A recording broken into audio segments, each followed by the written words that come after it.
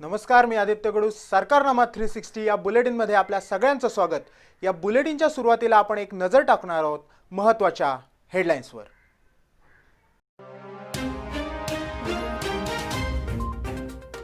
एक महिन्याच्या प्रतीक्षेनंतर ठाकरे सरकारच्या मंत्रिमंडळाचा विस्तार. 26 कॅबिनेट आणि 10 राज्यमंत्र्यांना राज्यपालांनी दिली पद आणि गोपनीयतेची शपथ.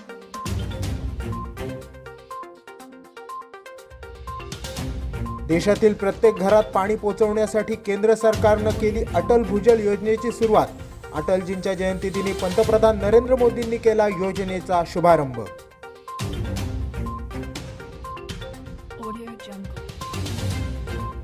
माजी लष्कर प्रमुख जनरल बिपिन रावत यांची चीफ ऑफ डिफेन्स स्टाफ म्हणून निवड. केंद्र सरकारनं केली रावत यांच्या नावाची घोषणा.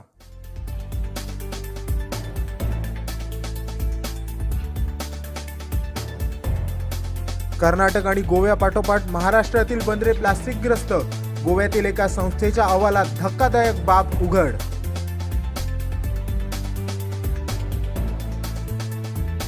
मुंबई अहमदाबाद मार्गावर धावणार खासगी तत्वावरील दुसरी तेजस एक्सप्रेस 17 जानेवारीपासून दाखल होणार प्रवाशांच्या सेवेत.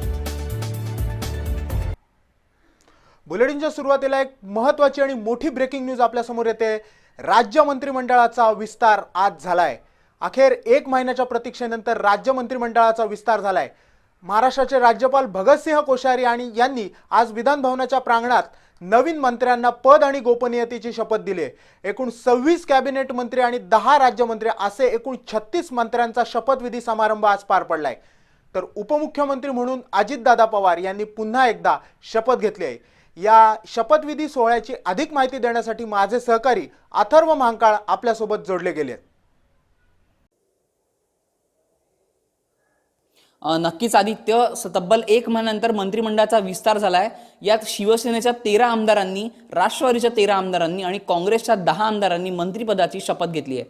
तर तिकडे विदर्भाकडे तब्बल 10 मंत्रिपदं गेली आहेत. पण महाराष्ट्रातले 6 जिल्हे असेही आहेत तिथल्या कुठल्याही आमदाराला मंत्रिपद देण्यात आलं नाहीये. आदित्य, अथर्व, या महाविकास आघाडी सरकारचा शपथविधी झाल्यानंतर आता खातेवाटप कसं असणार आहे आणि प्रामुख्यानं महाविकास आघाडीचे जे घटक मित्र पक्ष आहेत ते आज अनुपस्थित राहिले. या घटक मित्र पक्षांच्या नेत्यांशी तुझं काय बोलणं झालेलं आहे का? नक्कीच आदित्य, मंत्रिमंडळाचा विस्तार जरी झाला असला तरी खाते वाटपाचं अजूनही काही स्पष्ट दिसून येत नाहीये. पण शिवसेना आणि राष्ट्रवादी काँग्रेस हे महत्त्वाचे खाते आपल्याकडे ठेवण्याची शक्यता वर्तवली जाते. तर तिकडे महाविकास आघाडीचे जे घटक पक्ष आहेत, म्हणजेच राजू शेट्टी असो, महादेव जानकर असो किंवा शेकापचे जयंत पाटील असो, हे तिघही जण महाविकास आघाडीवर नाराज असल्याचं समजून येत आहे. कारण यांना कोणतंही मंत्रिपद महाविकास आघाडीकडनं मिळालं नाहीये. यांच्याकडनं अजूनही कोणती अधिकृत प्रतिक्रिया याच्यावर आली नाहीये, पण यांची नाराजी स्पष्ट दिसून येते. आदित्य, अथर्व, आज महाविकास आघाडी सरकारचा शपथविधी संपन्न झाला. या शपथविधीला विधान भवनाच्या प्रांगणात काँग्रेस, राष्ट्रवादी आणि शिवसेना यांच्यासह सर्वच पक्षांचे प्रमुख नेते उपस्थित होते. पण भाजपनं या सोहळ्यावर बहिष्कार घातलाय. या बहिष्कार घालण्यामागचं कारण नेमकं काय भाजपकडनं स्पष्ट करण्यात आलंय का?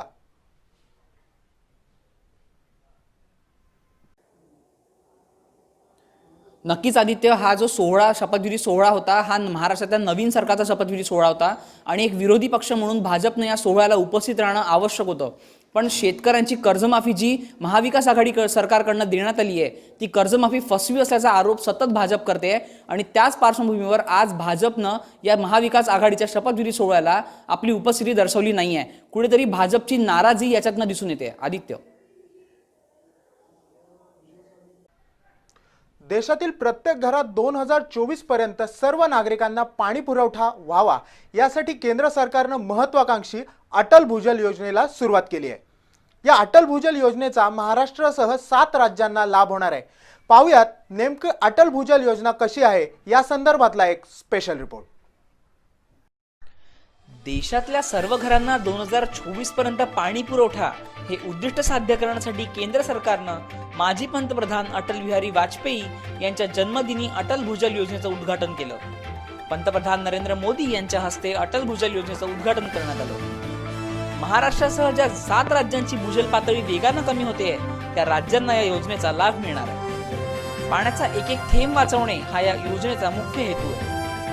तसंच पाण्याचं नियोजन, पाण्यासाठी लोकांचा सहभाग आणि पाण्यासंबंधी जनजागृती करण्यावर सरकारचा भर असणार आहे.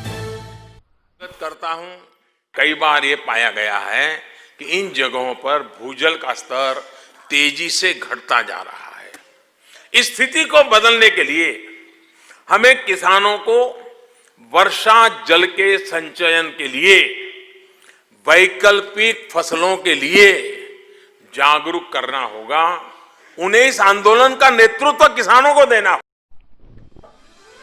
भूजल पातळी कमी होऊ नये यासाठी महाराष्ट्र, हरियाणा, कर्नाटक, गुजरात, मध्य प्रदेश आणि राजस्थान या राज्यातून या योजनेचा प्रारंभ होणार आहे. या योजनेचा एकूण खर्च 6,000 कोटी असणार आहे. त्यातील निम्मा खर्च राज्य सरकार करणार आहे. देशाच्या दुष्काळी भागातील 8,350 गावांना या योजनेचा लाभ मिळणार आहे. त्यासाठी ग्रामपंचायत पातळीवर जनजागृती मोहीम राबवली जाणार आहे. पाणी हा अटलजींचा जिव्हाळ्याचा विषय होता. हीच बाब लक्षात घेऊन केंद्र सरकारनं 2024 पर्यंत घरोघरी पाणी पुरवठा हे महत्वाकांक्षी लक्ष्य प्राप्त करण्यासाठी अटल भूजल योजनेचा शुभारंभ केला. पाण्याचा काटेकोर आणि नियोजनबद्ध पद्धतीने वापर व्हावा यासाठी राबवलेली ही योजना शेतीसाठी देखील जीवनदान ठरेल आणि यातूनच भारत येत्या 2024 पर्यंत सुजलाम सुफलाम बनेल यात शंकाच नाही. कॅमेरा पर्सन अजय सह मी अंकिता पवार, साम टीव्ही, मुंबई. हो आंब्याचं, कैरीचं, लिंबाचं, मिरचीचं, आंबट गोड चवीचं, लोणचं प्रवीणचं. अरे बाबा प्रवीणचं नाही रे, लोणचं प्रवीणचं. लोणचं आवडतं आजीचं, नावडत्या भाजीचं. ताई माई अक्काचं, लोणचं प्रवीणचं. हो प्रवीणचं नाही हो, लोणचं प्रवीणचं.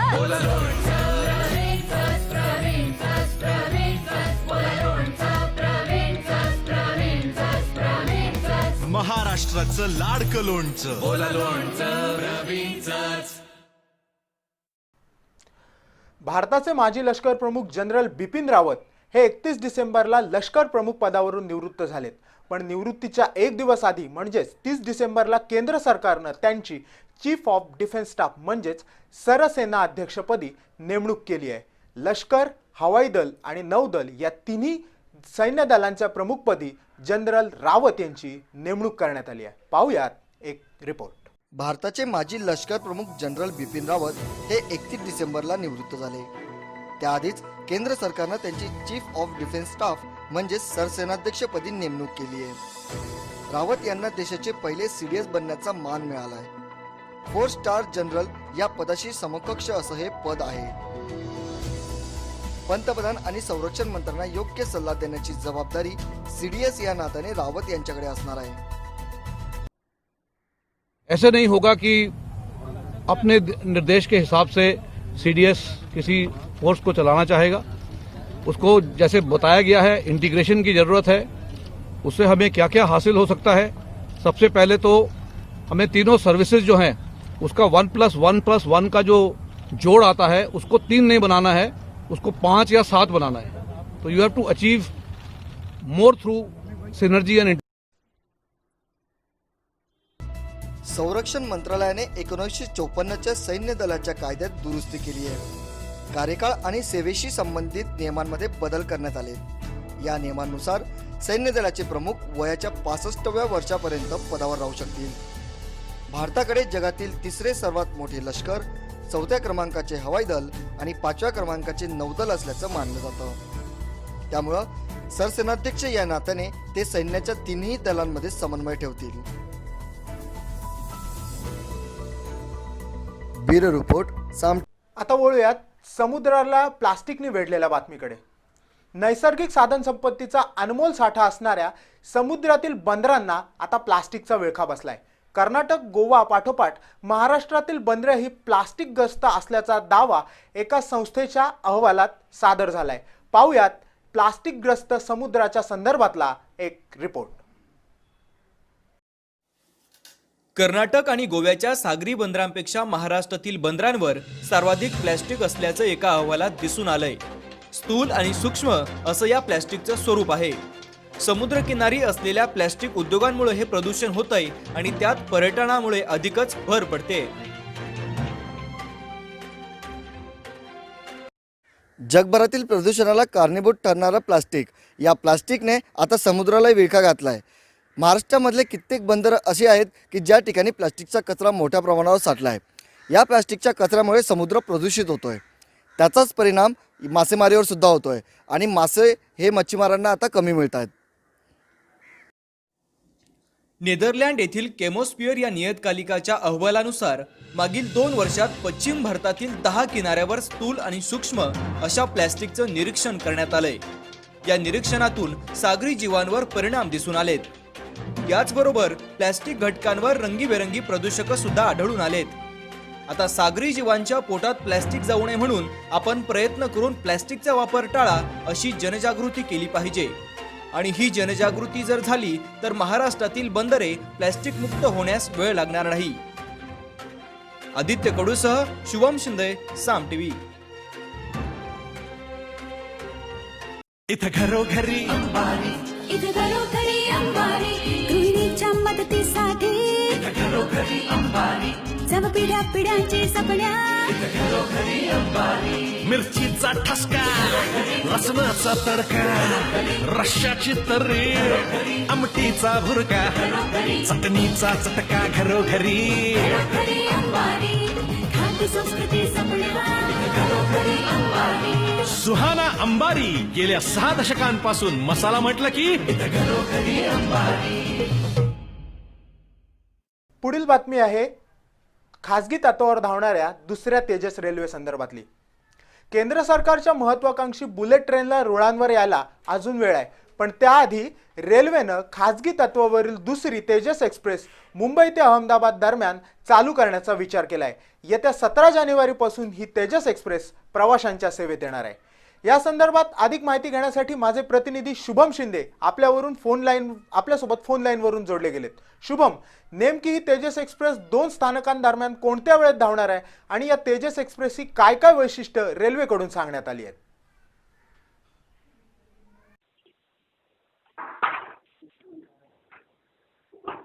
हा नक्कीच आदित्य, बुलेट ट्रेन यायला अजून खूप वेळ आहे, पण पश्चिम रेल्वेने आता अत्याधुनिक एक तेजस एक्सप्रेस सुरू करण्याचा विचार केलाय. त्यानुसार ही एक्सप्रेस 17 जानेवारीला प्रवाशांच्या सेवेत दाखल होणार आहे.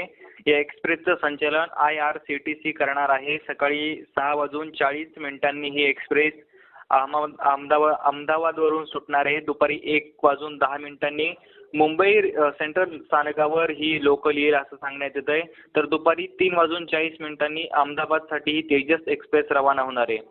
आदित्य, गुरुवार सोडून आठवड्यात सर्व दिवस ही एक्सप्रेस धावणार आहे. या गाडीचं आरक्षण फक्त IRCTCच्याच वेबसाईटवर होणार आहे. या गाडीला 2 एक्झिक्युटिव्ह चेअर कार आणि 6 चेअर कार असणार आहेत. आदित्य, धन्यवाद शुभम, तू दिलेल्या या सविस्तर माहितीबद्दल. सरकारनामा 360 या बुलेटिनमध्ये आज आपण इथेच थांबणार आहोत. ताज्या घडामोडी आणि अपडेट्ससाठी पाहत रहा साम टीव्ही, बातमी जी व्यवस्था बदलेल.